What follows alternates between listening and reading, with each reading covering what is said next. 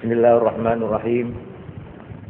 Sebelumnya saya ingin menyampaikan kepada jamaah pidato dari Presiden Pak Harto yang diucapkan pada tanggal 21 Juli, yaitu di dalam musyawarah nasional yang pertama dari Majelis Ulama seluruh Indonesia di Istana Negara. Ini amanat Presiden ditujukan kepada alim ulama Indonesia, di mana Bapak Presiden mengakui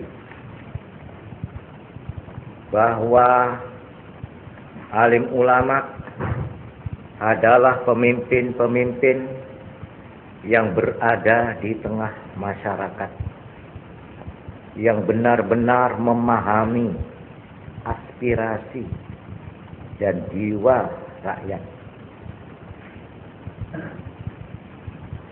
Ini pengakuan dari beliau. Oleh karena itu,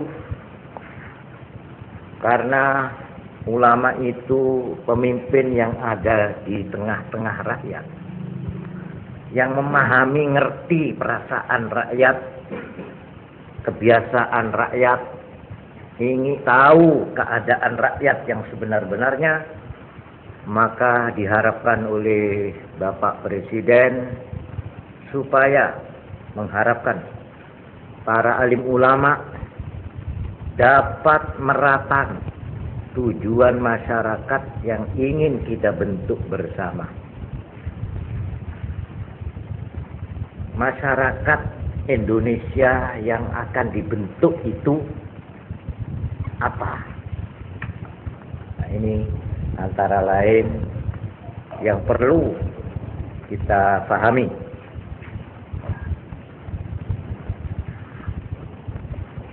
Di sini saya kutip sedikit saja, yaitu masyarakat yang makmur dan adil,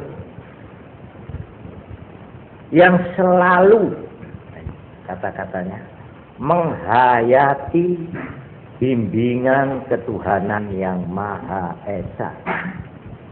Karena masyarakat Pancasila yang dimaksud tadi itu, yang makmur dan adil, adalah, ini saya kutip tidak saya robah, masyarakat yang sosialistis dan religius. Ini resmi kata-kata dari Presiden Soeharto. Masyarakat yang sosialistis dan religius. Apa maknanya? Sosialistis itu artinya yang makmur, adil, merata.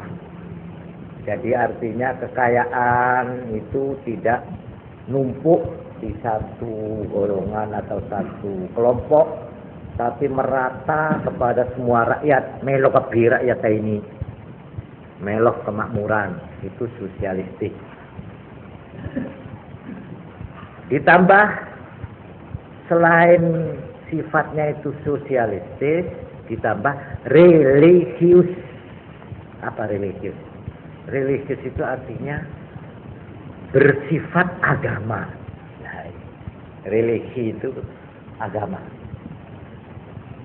Ini maksudnya masyarakat yang akan dibangun nanti ini, mulai sekarang ada replita itu, ini tujuannya ada dua, yaitu satu supaya makmur, artinya makmur, penghasilan orang itu supaya tambah, tidak supaya kaya semua, tidak bisa. Kalau kaya semua bagaimana? Nggak bisa. Pokoknya penghasilan rakyat itu bisa naik, gitu loh. Itu maksudnya. Kecuali supaya naik, Nah, untuk naik ini punya syarat. Mamanya ya ini, perbaikan embong. Antara sekarang di Jember sudah alhamdulillah ini kecamatan satu sama lain aspal. Jadi kalau orang mau menjual hasil apa itu tanamannya, apa perdagangan itu gampang. Jadi orang desa tidak melarat membawa dagangannya karena jalannya di aspal. Ini jadi pembangunan aspal itu bukan aspalnya tok menggampangkan, tapi tujuan pokok supaya masing-masing orang itu penghasilannya naik. Ini satu. Tapi yang dipikir bukan hanya naiknya penghasilan, tapi juga religius. Artinya tidak lepas dari bimbingan agama. Supaya kerohaniannya rakyat itu juga dibangun dan terpelihara. Ini karena yang mengucapkan itu presiden. Dan presiden itu mewakili MPR, mewakili majelis yang paling tertinggi. Maka ucapan presiden ini sangat penting. Artinya dengan tegas dikatakan, kalau orang mengejar keduniaan tok, salah. Menurut negara ini. Kalau orang itu hanya ingin membuat perutnya gendut, ingin melempiaskan nafsu keduniaannya saja, keliru menurut negara ini. Menurut presiden, menurut masyarakat Pancasila. Jadi ini kiai-kiai sebagian Sulam Bidaya, ya ini ya cocok, cocok nih kawan, ya cocok ambil karepe kitab-kitab niku, nggih.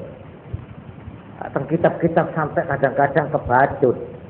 Ad-dunya hifa wa tullabuha kilab. Wah, itu paling harus itu, ya. Semua santri tahu itu. Ad-dunya hifa. Kenikmatan dunia ini adalah bangkai, besar. Wa tullabuha kilab. Orang yang mencari betang itu kilap cuma pakai, ya. Oh, ini benar ini. Ini punya sekelera ini, ya, pahamnya itu. Akhirnya sampai ada kemarin di Surabaya itu ada seorang tokoh pemimpin Islam, bicaranya itu setengah bener tapi setengah pedes. Bagaimana? Begini. Dulu di zaman Belanda, katanya dia, ya. Ya ini dibuka kiai-kiai itu, ya. Saya termasuk di situ hadir. Zaman Belanda banyak ahli tarekat, ahli tasawuf menganjurkan kepada masyarakat, kepada orang banyak supaya membenci dunia, supaya tidak senang sama dunia, supaya lari dari dunia. Terus katanya dia ini pemimpin, ya. Akhirnya siapa selainnya ikut di bulan orang Jawa tak melo, orang Indonesia melarat sing sugih londo ambek Cina. Karena apa? Karena anjuran tarekat, karena anjuran tasawuf. Orang disuruh membenci dunia, orang disuruh lari dari dunia. Akhirnya dunia ikalah di belakang jenah. Ring seben tak melo, menggigit jari itu. Nah inilah, ini namanya sudah salah weso ini sudah, ya. Saya kalau kalebot kalau sekado je kalebot kado je. Sekarang saya dalam hubungan ini ingin membina satu pengertian yang benar tentang tasawuf. Pertanyaannya begini, apakah ajaran tasawuf itu bertentangan atau tidak cocok dengan repelita, dengan rencana pembangunan supaya orang itu naik penghasilannya saben bulan, Orang pokoknya yang melarat supaya jangan terlalu melarat, supaya biar tidak kaya tapi jangan melarat. Jadi dinaikkan. Itu berarti kan disuruh kerja, disuruh bekerja keras. Apa ini tidak berlawanan? Apa tidak bertentangan dengan anjuran tasawuf? Sebab tasawuf itu menganjurkan orang supaya jangan senang sama dunia, jangan. Malah teroboti ke dunia, jangan. Ya, seperti tadi itu. Sampai diterangkan dunia itu seperti bangkai. Apa betul? Terutama di dalam tasawuf itu ada satu ajaran, satu rukun, satu syarat yang penting, yang menjadi pokok, yaitu yang disebut zuhud. Apa zuhud? Zuhud itu apa maknanya terakat? Apa zuhud itu artinya lari dari pasar, lalu pasarnya begitu kita kecil. Apa betul lalu kita tidak boleh berusaha untuk memanfaatkan tanaman-tanaman dengan usaha-usaha agraria, pertanian, supaya penghasilan sawah itu tambah subur? Apa kita suruh lari dari memikirkan sawah, lalu duduk tafakur di muka kuburan-kuburan? Tok. Nah, itu loh. Ini apa bagaimana nih Pak? Yang sini menganjurkan begini, yang situ menganjurkan begitu. Apa cocok nih? Apa tidak berlawanan? Ini yang perlu saya jelaskan. Untuk menjawab ini, saya akan terus-menerus setiap malam insya Allah memberikan keterangan berturut-turut. Sebelumnya, saya ingin menjawab secara umum bahwa tujuan tasawuf yang sebenar-benarnya ialah memperteguh pendirian batin manusia. Itu. Memperkuat, memperteguh pertahanan batin manusia. Ini yang penting. Karena itu, bukan saya ini moyoi, tidak, ini saya sungguh-sungguh. Justru yang paling memerlukan tasawuf adalah pembesar-pembesar, pedagang-pedagang, pengusaha-pengusaha yang berkecimpung di tengah-tengah peredaran dan kegiatan ekonomi. Justru orang-orang pasar, justru orang-orang toko, justru orang-orang yang jadi pemimpin pembangunan, yang memimpin pemerintahan, yang memimpin masyarakat dalam pembangunan, inilah yang membutuhkan tasawuf dalam arti pengertian tasawuf. Sebab seperti saya terangkan ini harap dicatat.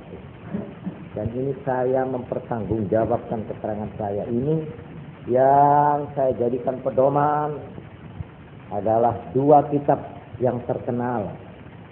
Satu kitab Ihya Ulumuddin juz 1, dan kitab ini Awariful Ma'arif. Kalau Ihya Ulumuddin itu ditulis oleh Imam Ghazali, kalau kitab Awariful Ma'arif oleh Syekh As-Suhrawardi. Itu di Rosilin Aganda ya. Apa itu nama lengkapnya? Abu Hafsin Umar As-Suhrawardi. Wah, itu kecuali orang alim besar, juga aulia. Awariful Ma'arif. Kitabnya itu biasanya digandeng sama Ihya. Ihya itu berapa? 4 juz, terus di embel-embel itu digandeng sama Awariful Ma'arif. Karena itu kan jalannya keterangannya itu cocok sama dengan Imam Ghazali. Sudah tentu saya menggunakan juga kitab-kitab yang lain, tapi yang pokok dua ini. Karena itu saya mempertanggungjawabkan keterangan saya ini. Saya ulang. Tasawuf inti dan tujuannya yang pokok, maksudnya yang nomor satu lah pokoknya ya. Yang penting ialah memperteguh pertahanan batin manusia. Karena itu saya katakan tadi, orang yang berada di tengah-tengahnya pasar, di tengah-tengahnya pemerintahan, di tengah-tengahnya kegiatan-kegiatan ekonomi, pembangunan, yang di etambu gelombang itu, ekonomi yang angin tofan, itu harus punya kebatinan yang kuat di dalam menghadapi arus dan gelombang. Kalau tidak kuat, dia hancur. Dia hancur atau niatnya hancur. Orangnya hancur atau cita-citanya dikorbankan. Menjadi berantakan. Nah itulah sebabnya tasawuf dalam arti ini harus dikembangkan. Justru karena Presiden sendiri mengatakan masyarakat yang akan dibentuk ialah masyarakat apa? Sosialistis, itu dalam arti ekonomi, dalam arti zahir. Artinya kekayaan itu dibagi rata. Yang kaya jangan 1-2 orang tok, rakyat yang banyak melarat jangan, tapi semua rakyat supaya penghasilannya itu naik. Ini sosialistis. Tapi selain sosialistis disebut religius. Religius itu artinya berjiwa agama. Tidak boleh bertentangan dengan ajaran agama. Mengejar dunia lupa akhirat, tidak boleh. Itu tegas. Ini ucapan Presiden. Dasarnya apa? Dalilnya apa? Kitabnya apa? Yaitu GHBN namanya. Garis Besar Haluan Negara. GHBN. Ini GHBN mempunyai kekuatan hukum yang paling tinggi di Indonesia. Tidak boleh ditentang. Harus cocok sama GHBN. Garis Besar Haluan Negara. Ini dalil Presiden. Ya.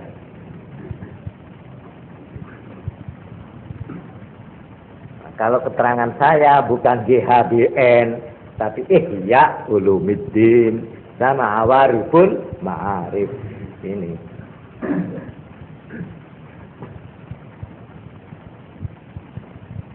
Yang kedua yang perlu saya sampaikan, kita sudah mengerti tujuan pokok. Di sini ada 3 macam manusia menurut agama Islam. Ada orang yang mengerjakan perintah-perintah agama, amalan-amalan agama, tapi kering jiwanya. Dia ngelakoni poso, ya sudah. Nang masjid, ya sudah. Zakat, ya sudah. Puasa, ya sudah. Semua dikerjakan. Tapi kosong.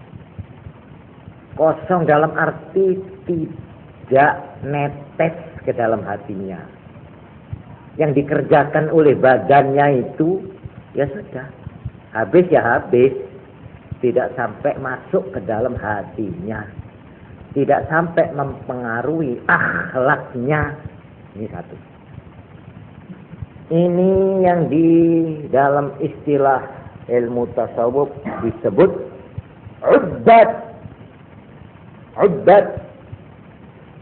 Orang ahli ibadah. Ibadahnya ibadah. Tapi ibadahnya itu binuril Islam. Hanya memakai nur Islam. Nur Islam. Yang dilakoni. Yo sahadate yo wis. Syahadu la ilaha illallah. Itu sudah. Cukup sudah. Wa asyhadu anna Muhammadar Rasulullah. Ya fasih. Tapi tak nyap-nyap ke dalam. tidak merasuk ke dalam hati. Ya sekedar mengucapkan saya berjanji akan setia kepada Pancasila. Ya sudah begitu, cuma abala-abala. Ada kosong. Nah itu ada yang dimasukkan yang pertama. Ada lagi golongan atau kelompok kedua yang disebut az-zuhad. Ini istilah di dalam ilmu tasawuf. Yang tadi disebut ubad, orang yang mengerjakan ibadah, ahli ibadah. Yang kedua zuhad, orang yang zuhud. Ini yang mengerjakan agama binuril iman, dengan cahaya iman. Binuril iman. Jadi dia berangkatnya dari hatinya, dari imannya.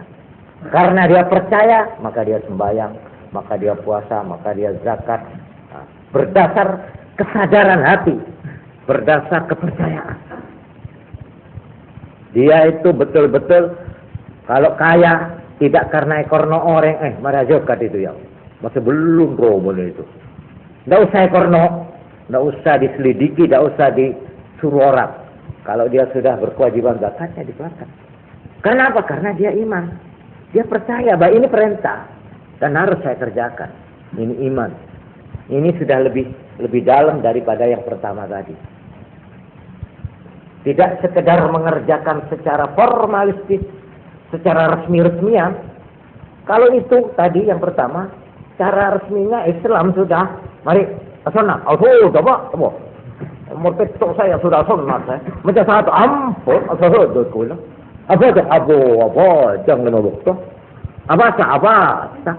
Haji gula. Serbana sampai selekor ni. Wah mana ini ya? Ini cara kerja ini. Zakat tu dapat tiap tahun buat saya 2,5%. Tapi semua itu dikerjakannya seperti gitu, seperti ya sudah asal ngelakonnya gitu saja sudah. Tak ada dukungan dalam hati itu saja. Seperti begini, baca orang kata rakyat, majid, iya. La ilaha illallah, mamanya. Asalan ke kuburan, iya. Tanya, dah mas, sudah ngatar, saya paling jatuh pak, saya singok on saya, ya. Habis sampai di kuburan. Ya sambil duduk-duduk di atas kuburan ya, sambil rokokan ya. Aku jawab ikan jana. Ya apa kan ini bal-balan ini apa ya? Ya apa? Itu ke kuburan itu mau diturunkan mayitnya itu. Tidak ada suasana khidmat. Tidak ada suasana di mana orang itu serem atau apa itu khusyuk atau apa ada. Ya biasa saja. Apa sekarang dia berdah? Oh kerja kata ya. Oh iyalah. No mahar durian. Ya ini lesu saya ini. Mana? Kok bisa? Ada orang ngomong begitu itu. Agak malah. Tidak ada suasana itu diresapi oleh jiwanya kosong. Ini namanya batin. Orang yang mengerjakan perintah agama secara formalistis, tapi tak nyacak ke dalam. Yang ngater asal sudah mencari agama sudah ini. Oh saya kena perluan ini. Saya ngater ini. Habis itu kubur. Mari jaga itu sudah betul sudah. Sudah habis kubur asalkan ya amin. Amin boleh. Marilah. Sudah. Itu namanya lower itu ya. Ada itu, ada. Tapi ada lagi orang yang ngater ke kuburan itu mah takut. Boleh lah itu mah takut. Paling caat itu namanya. Duh, ini kau pagi beda iya kok tuh. Memang kau kalau tok kok sih. Menengkak beda iya ada ya ter kok bi sang bine. Itu meresep itu Pak. Pas ngepek hati ini. Payah caca itu tanda kok kuburan. Nah, tak ngelamun ini kancane itu. Nah, ini rokok kali silakan rokok ini. Bawanya. Yang itu enggak orang itu gitu, enggak orang loleh itu neng tok caca. Itu bedengerangan itu jalan itu. Karena melihat masjid itu. dimasukkan. Ya entah bagaimana, hatinya itu seperti kena stroke. Pas lelah kan, lecak. Nah ini beda sebagai contoh aja. Ya sama kuburan. Orang tahlilan, lihat saja ya orang tahlilan itu. Ya ini bukan saya ngeritik, ini sebenarnya ya. Badar kata tahlilan ya sudah cokot sudah. Bismillahirrahmanirrahim.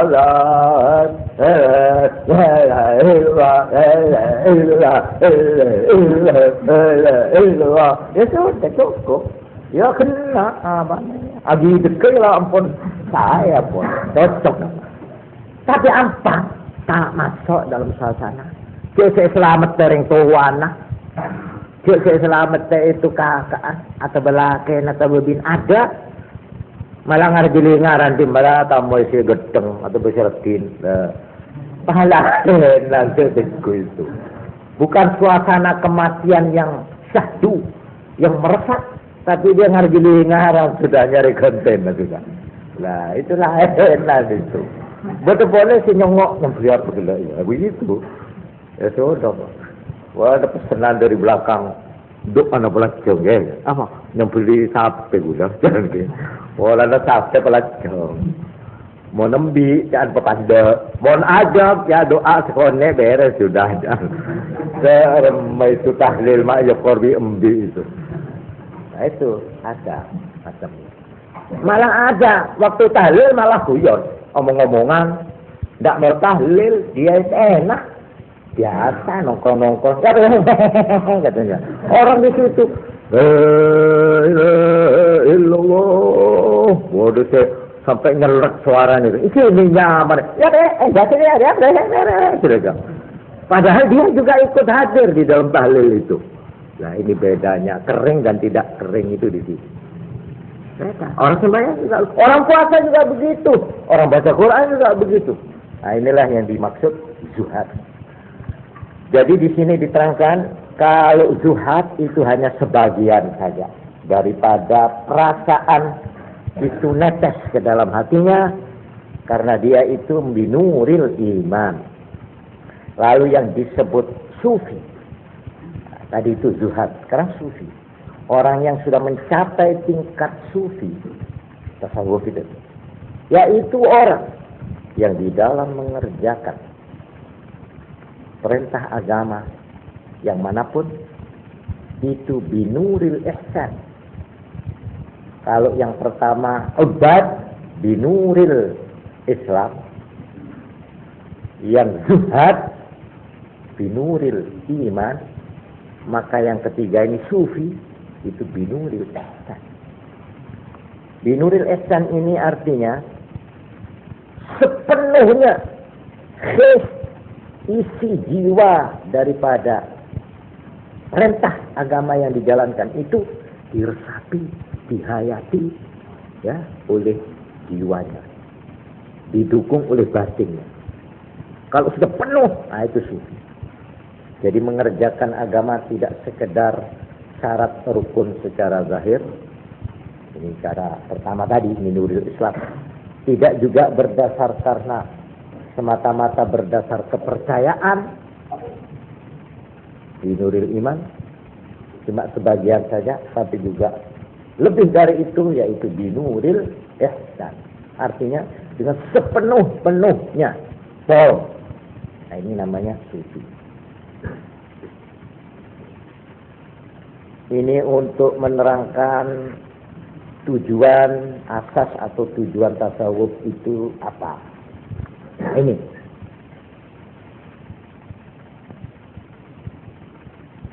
zahir batin binuril ihsan.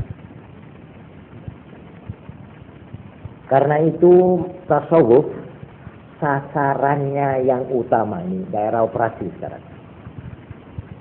Kalau tadi itu tujuannya ibarat stasiun, kemana tasawuf itu tujuannya. Sekarang daerah operasinya, artinya daerah di mana dia itu ibaratnya orang mau betil cari burung itu, di mana cari burung itu. Yang dijadikan sasaran utama dari tasawuf ialah bagaimana membangun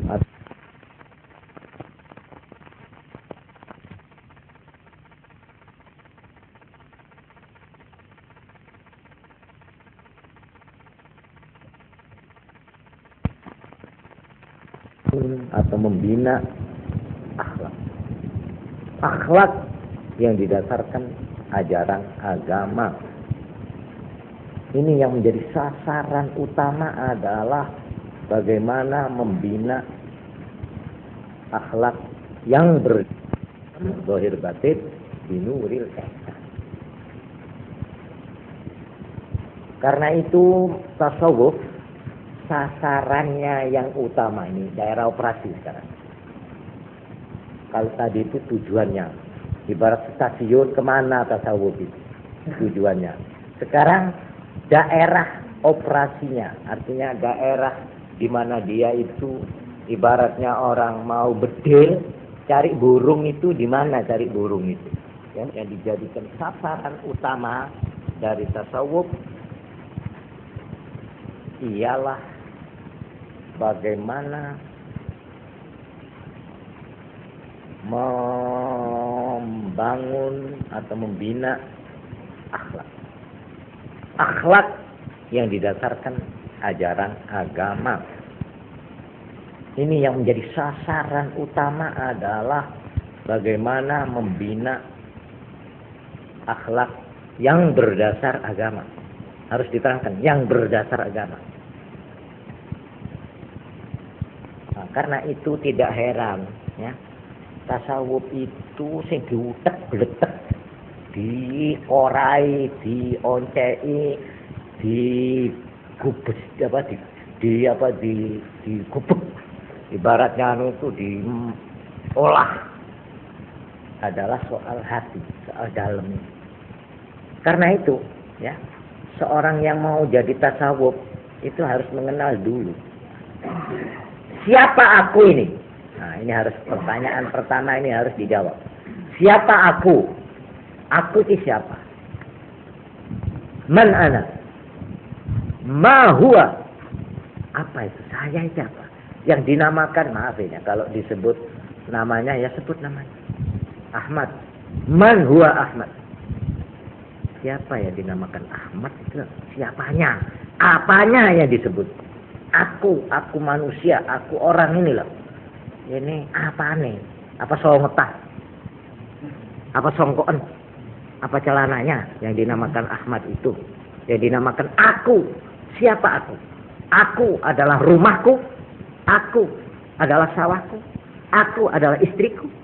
Aku adalah namaku. Aku adalah pangkatku. Jawab dulu pertanyaan ini. Siapa aku? Kalau kita sudah bisa menjawab siapa aku, nanti kita baru mulai masuk ke pintu gerbangnya tasawuf. Baru masuk. Itu pertama.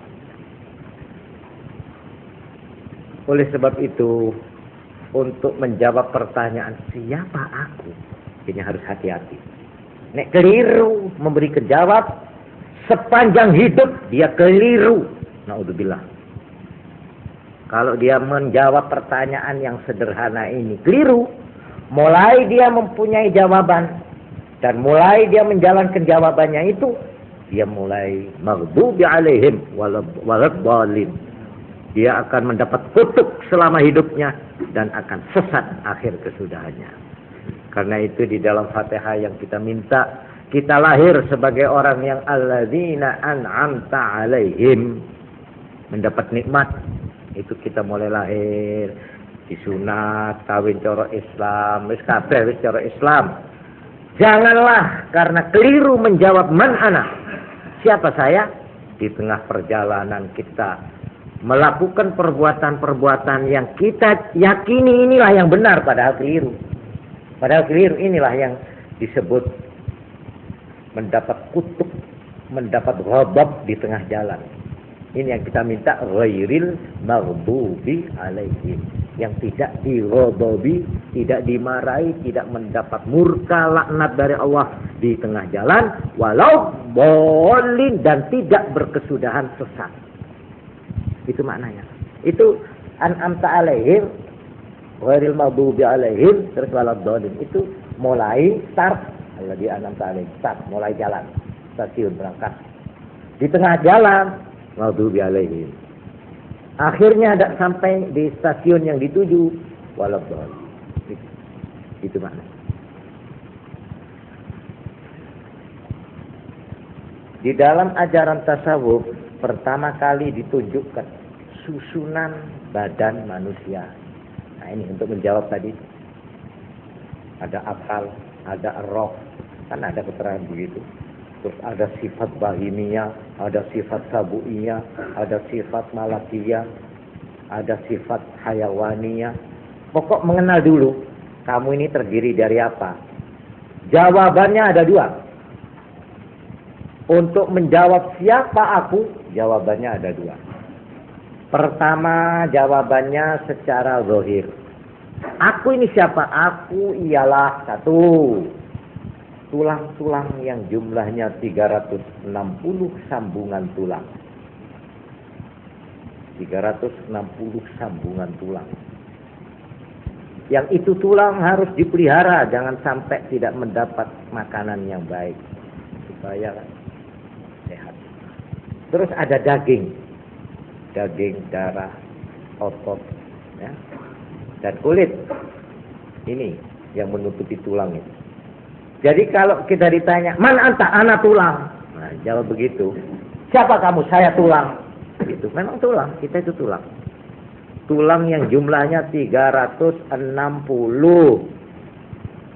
Yang menurut ini Kanjeng Nabi Muhammad sallallahu alaihi wasallam bersabda, tiap hari orang itu harus berbuat kebaikan paling sedikit 360 kali, yaitu sebanyak tulangnya. Ini Kanjeng Nabi. Kalau orang tidak bisa melakukan perbuatan baik setiap harinya 360 kali, berarti dia punya utang yang akan ditagih.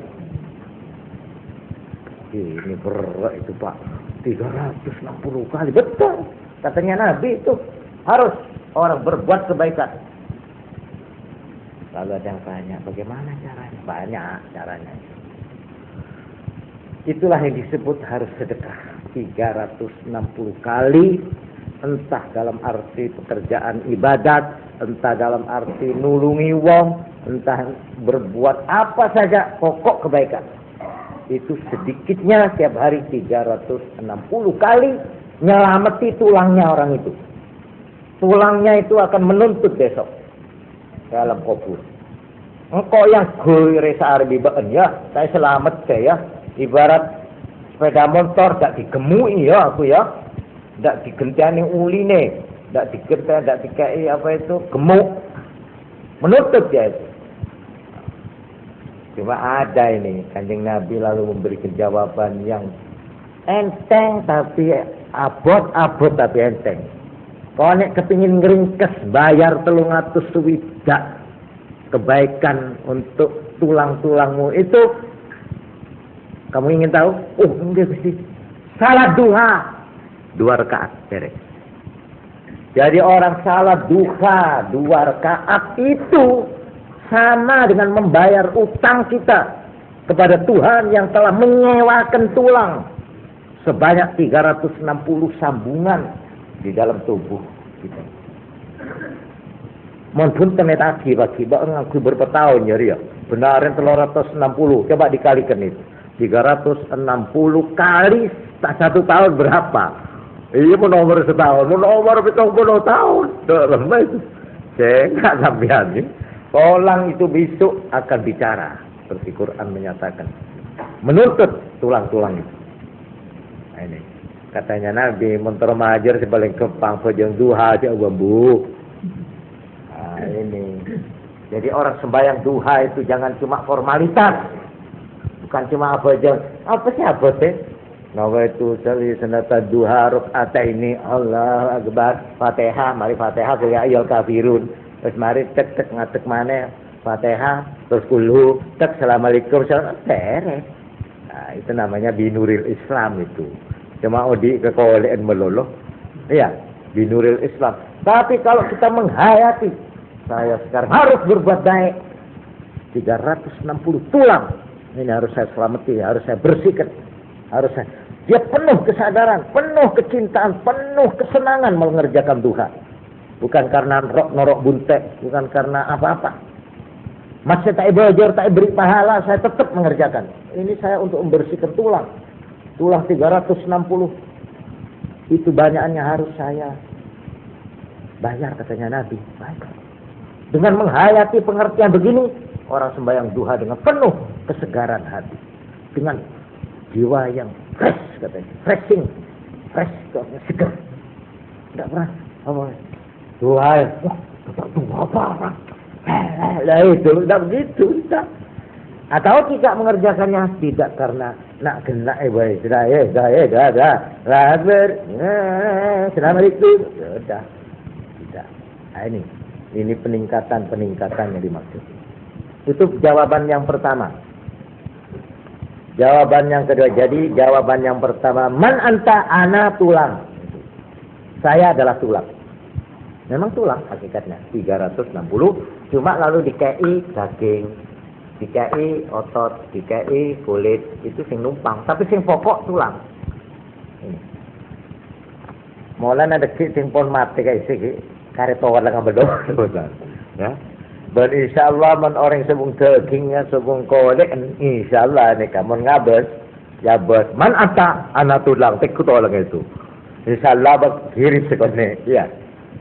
Dan insyaallah kita kalau disuruh, umpamanya ini, mari sampean mau memelihara ayahmu, mbahmu, istrimu yang cantik, tapi tulangnya, mau?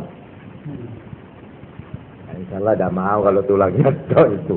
Takut pak, masih istri saya kalau sudah jadi tulang, pasoro kelon itu, jangan. Biar istri, biar suami, biar ayah, biar ibu, biar adik, biar anak.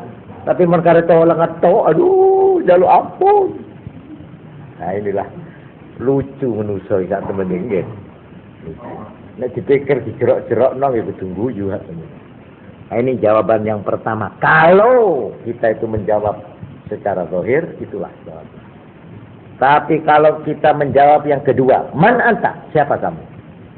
Ana ruh. Ini jawabannya. Saya adalah roh. Ah, inilah yang betul. Yang paling betul ini. Ana ruh. Saya adalah roh. Ini yang betul.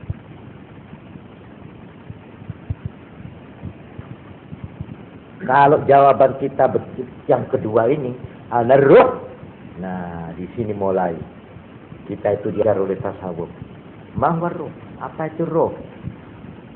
Dan apa musuhnya roh? Apa makanannya roh supaya jangan mati? Seperti tulang tadi harus punya makanan, harus ada pemeliharaan. Sekarang roh ini apa? Mahwa roh. Apa penyakitnya roh? Apa musuhnya roh? Apa makanannya roh?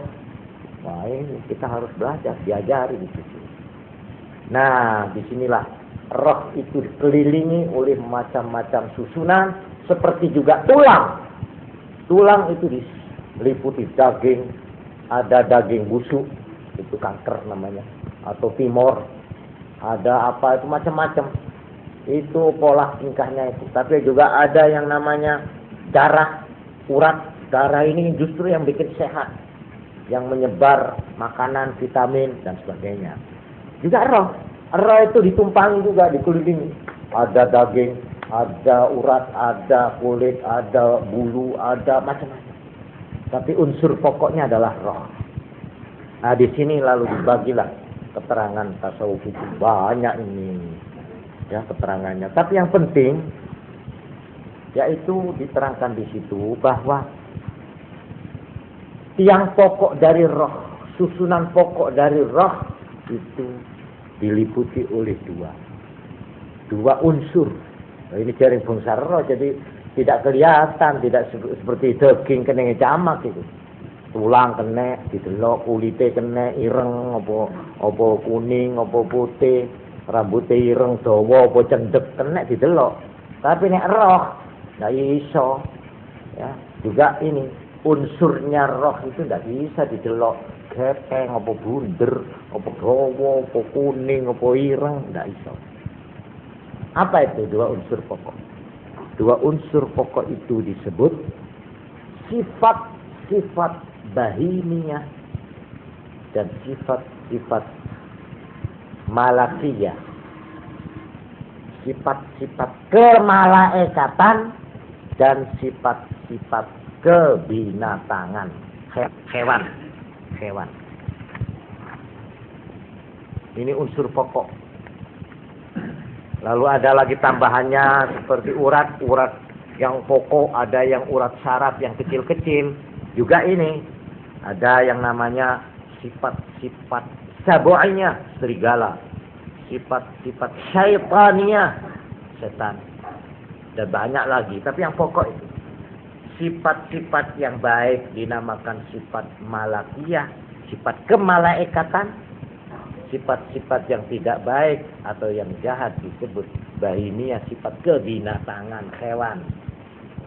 Karena itu ahli tasawuf mengatakan bahwa manusia itu adalah makhluk yang ada di tengah-tengah perapatan. Persis di tengah, di atasnya itu malaikat, di bawahnya itu hewan.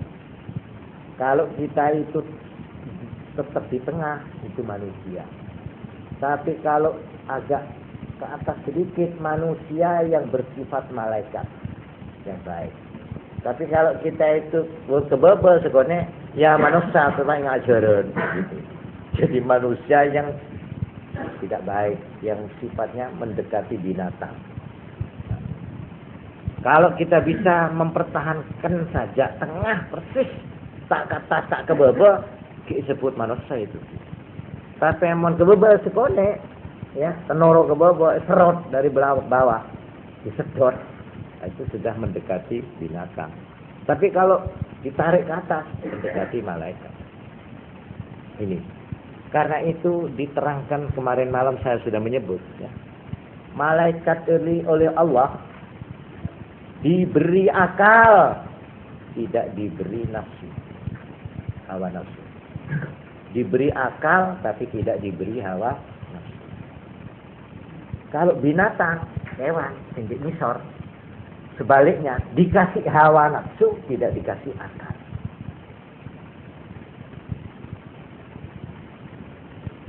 Kalau manusia yang di tengah dikasih dua-dua, ya akal ya hawa nafsu. Itu.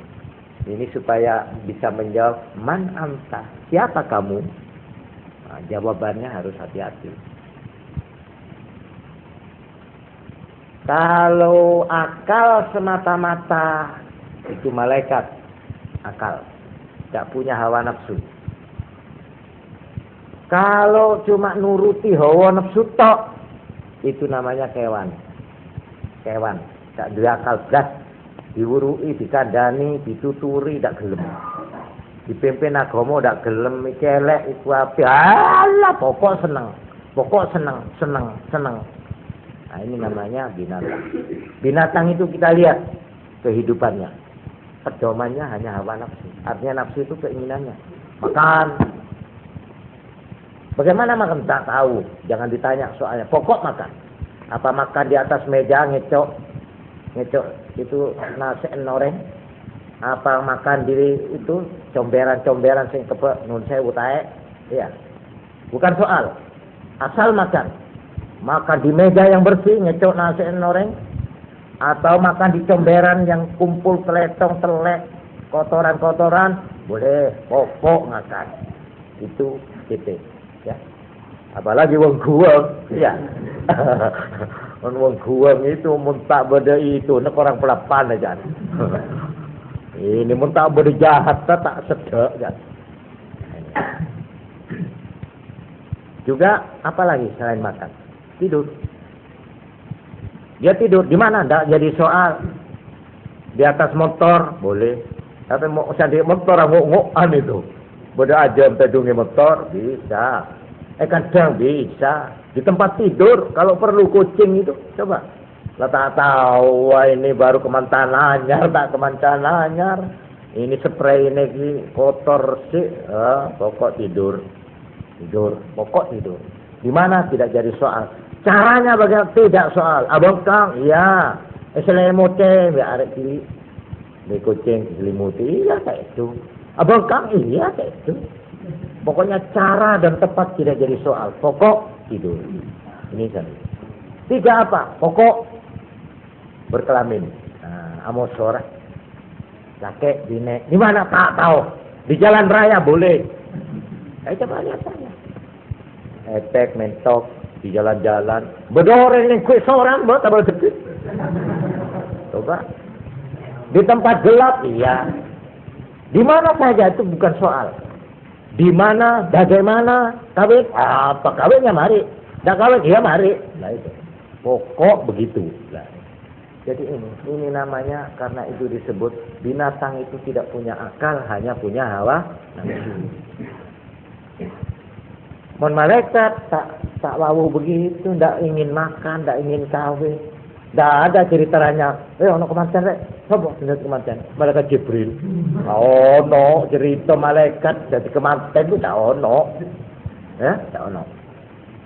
Tapi kalau jin kawin betul. Punya istri, punya anak. Dia makan juga. Nah itu bedanya jin sama malaikat. Nah malaikat betul. Betul. Malaikat itu cuma diparingi akal. Tok. Allah betul diparingi hawa nafsu. Kepingin turu betul nonton malaikat kepingin turu tidak ono. Ketondu tak ada lah kalau ketondu. Kepingin ngombe setrup betul nonton. Tapi nek setan nggih. Nah ini kalau beda nih. Mulane nek ana wong ngombe, jak maca bismillah niku ditulungi kali setan. Diombe kali setan. Ini kan teman anak setan itu. Nek malaikat boten betul kepingin ngampung. Tak tero ngampung minum ndak. Soal kawin itu juga tidak. Soal apa? Pokoknya hawa nafsu tidak ono. Tapi nek setan jin tetap punya. Tetap. Malah sampai ini jaran ini kelambi ini. Niku kelambi nek dicepot cek nek mboten nganggo donga, kasih centelno, sampean go malih niku mboten ilok. Niku sudah dipakai oleh setan.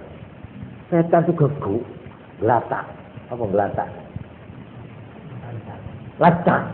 Nek ana iwa, ana sego ngoten nggih ndak ditutupi. Ini dulit. Kadang diuyui oleh setan niku. Anak kurang asem niku. Geguk setan itu. Mulane Kanjeng Nabi ajake lho nek duwe omben-omben panganan tutupono. Nek ndak ojo kok ombe, kok pangan. Niku diduyui setan. Kadang dibilat, kadang didoni wis setan. Niku geguk lah kono setan nek. Kelambi nggih ngoten ya. Mulane nek wong kepingin ndang waras niku nggih. Niku sing dienggo awak abengi. Nek wis tangi ojo dienggo maneh. Nek wong lara. Saling nanya. Ono dungane. Nek arep nganggo ono dungane supaya setan aja melok-melok. Luwe-luwe nek badhe nyopot nih. Nek badhe ngecul niki katok utawa sarung, celana, berdoa naik. Mondak, ya maaf. Nah, begitu kemaluan kita kelihatan oleh setan, begitu dia mengganggu kemaluan kita. Jadi setiap kita melepas pakaian, baju, ya maaf ini aurat yang dibuka. Itu kan terpaksa dibuka. Kok tidak nganggo donga, camat di setan. Ini hak. Jadi nek wong kepingin direksa ojo sampai zina. Mulai kanak dia diajari doa setiap melepas bajunya, terutama perempuan. Ada doa. Dan tidak berat. Bismillahirrahmanirrahim. La ilaha illa hu. Melepas baju apa saja. Kalau ingin jangan sampai auratmu, kemaluanmu terutama diganggu oleh setan. Bacalah itu. Bismillahirrahmanirrahim. La ilaha illa hu. Sudah. Insyaallah kabeh iso. Terutama nek melepas katok nih bangsa jero-jero niku, kutang, nek kepingin dipelihara dari perbuatan zina seumur hidup, diselamatkan dari godaan setan, bacalah setiap melepas.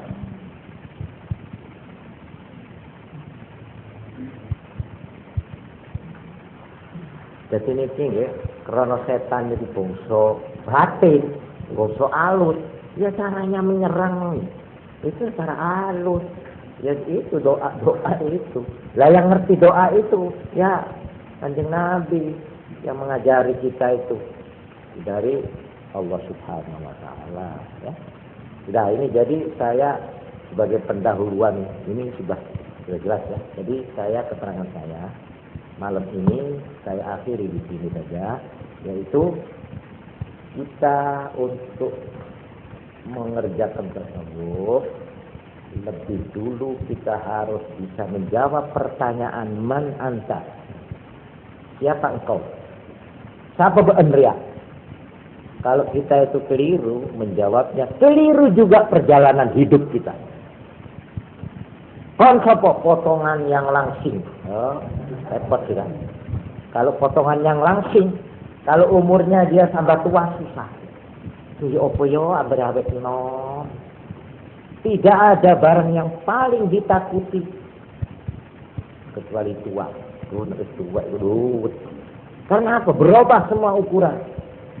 Ukuran sentimeter itu hilang semua. Langsing berkerut. Kalau itu jawabanmu, keliru seluruh perjalanan hidup. Kamu akan jadi orang susah. Semakin tua semakin susah. Kerok sekone susah. Wis dak ayu sithik wis susah. Bungkuk sithik wis susah. Tambah tua tambah susah, gelisah. Tapi kalau jawabanmu betul, man anta ala ruh. Semakin tua, semakin mutmainnah. Semakin tenang orang itu. Biarpun dia orang perempuan. Tapi dia itu bisa menjawab dan bisa konsekuen. Maka dia nanti yang akan dipanggil. Ya ayyatuhan nafsul mutmainnah. Irji'i ila rabbik. Ayo kembali ke sini kepada Tuhanmu. Radiyatan mardiyah. Coba dengan perasaan puas itu radiyah, mardiyah, diterima dengan baik dan dieluk-elukkan oleh Tuhan, dielus-elus oleh Tuhan. Fadkhuli fi ibadati, pantinya lebuh termasuk hambaku yang baik. Wadkhuli jannati, silahkan masuk surgaku ini, habiskan keinginanmu di situ. Ma tashtahil fihi ma tashtahil haus. Inilah pokok tujuan daripada tasawuf. Ya, sudah saya kira cukup jelas lah. Mudah-mudahan untuk langkah pertama kita sudah menemukan jawaban apa itu tujuan tasawuf, perlunya tasawuf. Dan kalau kita sudah tahu begitu, kita sendiri ini merasa perlu apa enggak kepada tasawuf. Itulah. Terjawab bahwa al-jawab. Subhanallah wa bihamdihi asyhadu an la ilaha illa anta astaghfiruka wa atubu ilaik. Assalamualaikum warahmatullahi wabarakatuh. Monggo tak dikira sampeyan langsung kira-kira tak menit 2 menit. Itu mulai nopo nih. Lan santune dicekena tak di sini Fitrul Wafilin.